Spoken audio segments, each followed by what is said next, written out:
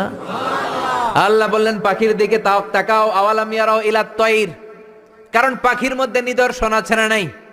পাখি নিয়ে গবেষণা করলে পাখির রব আল্লাহরে খুঁজে পাওয়া যাবে, ঠিক কি না?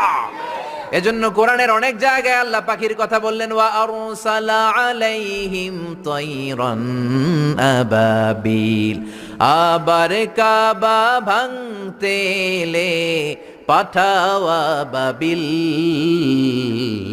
দাও খোদা দাও আমায় আবার উমার দরাজ দিল।